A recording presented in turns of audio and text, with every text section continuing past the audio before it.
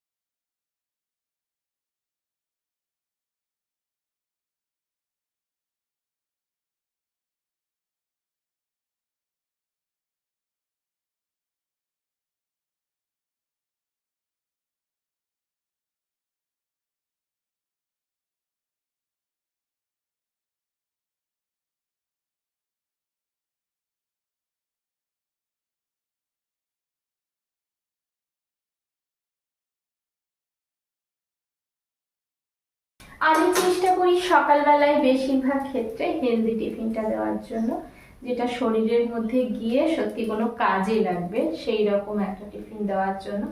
আর এখন তো রুটি আটার এসব মানে আটার রুটি বা পরোটা এসব হচ্ছেই না, বাই চান্স কোনোদিন করতে হলো সেটা আলাদা ব্যাপার। তো তার জন্য চাল ডাল সব কিন্তু আগে থেকেই ভেজানো ছিল, আর কালকের থেকে একদম দুপুর থেকে রেডি করে রেখে দিয়েছিলাম, যার জন্য এত সুন্দর হচ্ছে যে মানে বলার নয়। আর এগুলো কিন্তু আগে থেকে রেডি করে রাখলেই বেশ ভালো হয়। ওই জন্য সকালে কি টিফিন করব সেটা যদি আমরা আগে থেকে ভেবে রাখি, তাহলে কিন্তু সকালটা খুব সুন্দরভাবে শুরু হয়। কোনো দৌড়ঝাঁপ করতে হয় না, কোনো ঝামেলা করতে হয় না, তাই না? বাচ্চারা কিন্তু এখনো ঘুমোচ্ছে, আর এদিকে কিন্তু আমার টিফিন প্রায় রেডি হয়েই গেল। 1 কাপ বিউলির ডাল, 3 কাপ চাল। আমি কিন্তু বিউলির ডালটাকেই ভিজিয়ে রেখেছিলাম, আর দুপুরবেলাতেই সেটাকে পেস্ট করে নিয়েছিলাম আর এমনি রেখে দিয়েছিলাম। আর চালটাকে কিন্তু আমি গুঁড়িটাকেই দিয়ে সেটাকেই কিন্তু মেখেছি।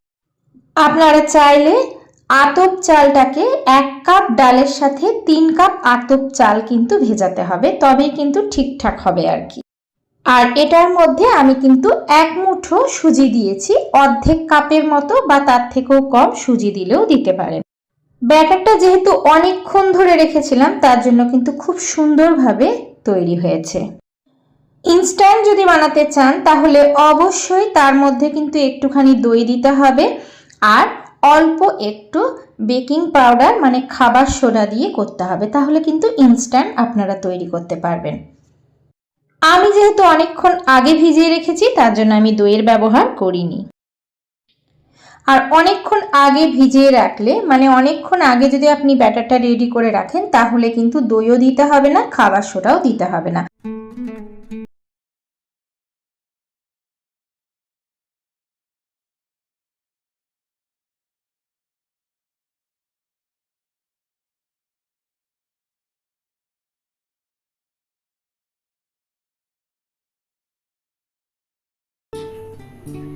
চলো, বাচ্চাদেরকে খেতে দেওয়া হয়ে গেছে, আর আমি না একটু আজকে একদম লিকার চা খাবো। লিকার চা করে নিলাম আজকে, কিন্তু একদম হলুদ চা খাইনি, একটু লিকার চাই খাচ্ছি, ভালো লাগছে না আর কি।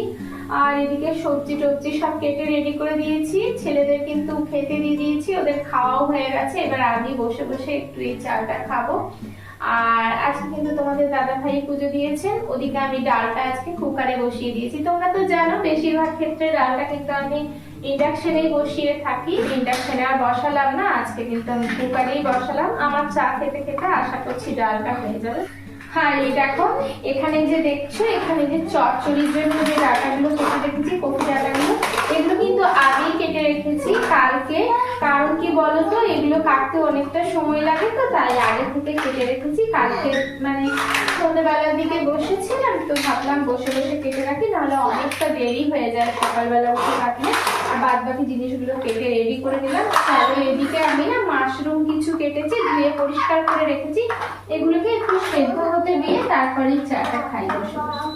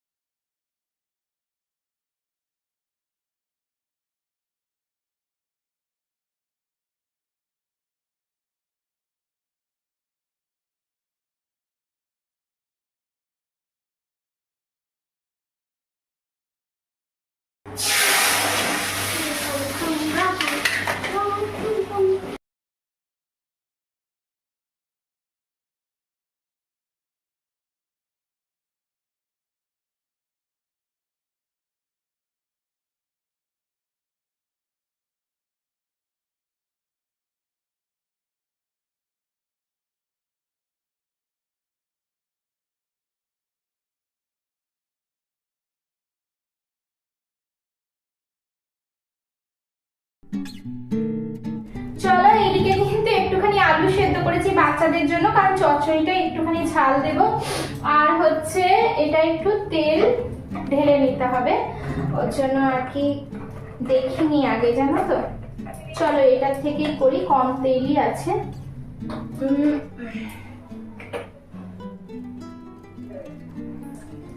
আজকে না মাশরুমের একটা খুব সুন্দর রেসিপি করব, মানে আমাদের তো খুব ভালো লাগে, জানি না তোমাদের কেমন লাগবে, সেটাই আজকে তোমাদের সাথে শেয়ার করব।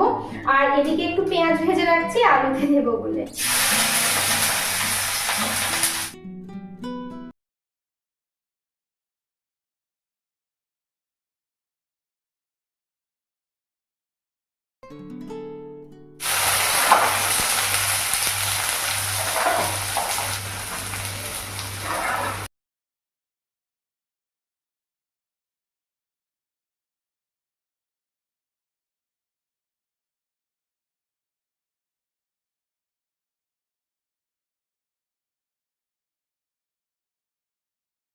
রান্নাটা আমি করছি সর্ষের তেলে, আর তোমরা জানো বেশিরভাগ রান্নাই কিন্তু আমি সর্ষের তেলেই করে থাকি।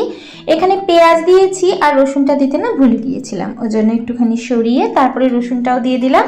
একটুখানি ভাজা হয়ে যাওয়ার পরে নুন আর হলুদ দিয়ে দিলাম। তারপরে দেখো ভালো করে নেড়ে চেড়ে নিয়ে হালকা যখন একটা ব্রাউন কালার চলে আসবে, তখন কিন্তু আমি এর মধ্যে টমেটোটাও দিয়ে দেব। আর এর মধ্যে কিন্তু আমি 1 চামচ আদা আর রসুনের পেস্ট দেব, কারণ এখানে কিন্তু আমি আর কিছু বেশি ইউজ করব না। তোমরা চাইলে এখানে কিন্তু গরম মশলাও দিতে পারো, আমি কিন্তু গরম মশলাটা একেবারেই ইউজ করিনি। তবে হ্যাঁ, হালকা যদি গরম মশলা এর মধ্যে ইউজ করো, এটা কিন্তু বেশি টেস্ট লাগবে। আর এই যে এটাকে ভালো করে কষিয়ে নিয়েছি, আর এরপরে এই যে বেটে রাখলাম মাশরুমটা এখানে দিয়ে দেব, আর তার সাথে খুব ভালো করে নেব। এখন যেহেতু আমি বেশি তেল মশলা ইউজ করছি না, ওর জন্য কিন্তু তেলের মধ্যে শুকনো লঙ্কাটা দিইনি। তোমরা কিন্তু ফোড়নে শুকনো লঙ্কাটাও দেবে, তাহলে কিন্তু আরো সুন্দর খেতে লাগে। আর অবশ্যই একটু গরম মশলা দেবে, আর নামানোর সময় ধনেপাতা দেবে। আমি কিন্তু কিছুই দিইনি, অল্প তেলে বারে বারে করে নেড়ে নেড়ে করে নিয়েছি। আর মাশরুমটাকে কিন্তু খুব বেশি পেস্ট করা যাবে না। দেখো রেডি হয়ে গেছে, দুর্দান্ত খেতে লাগে এই মাশরুম বাটা।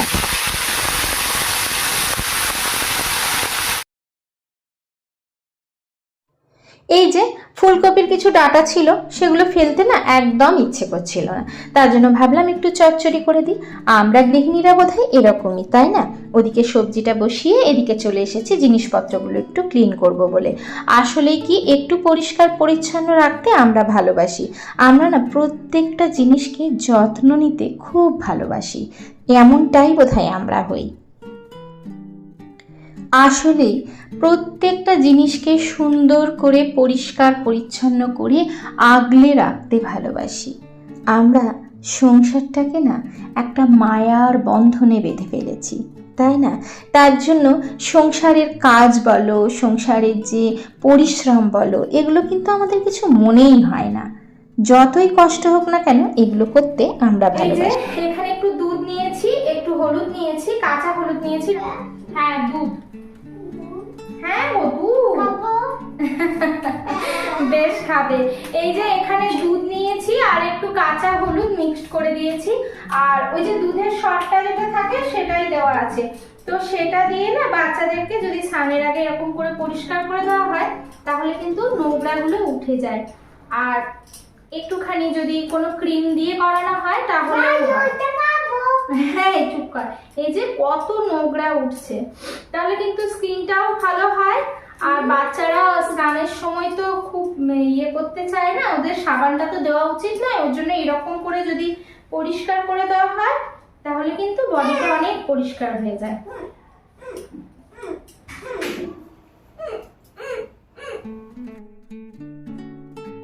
যতই বলুন, বাচ্চাদেরকে কিন্তু সাবান থেকে দূরে সরিয়ে রাখাই ভালো। বাচ্চা হোক বা বড় হোক, স্কিন যদি পরিষ্কার পরিচ্ছন্ন রাখতে হয় আর সুন্দর রাখতে হয়, তাহলে সপ্তাহে অন্তত 3 দিন এরকম করে পরিষ্কার করলেই যথেষ্ট।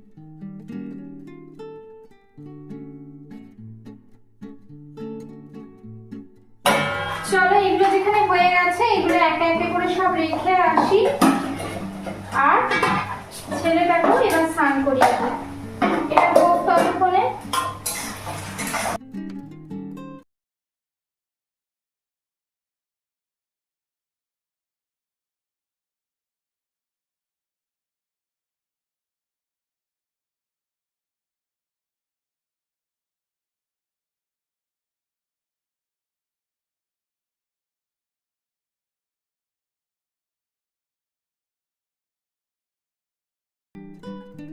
প্রত্যেকের জন্য রইল অনেক অনেক ভালোবাসা, রইল আন্তরিক শুভেচ্ছা।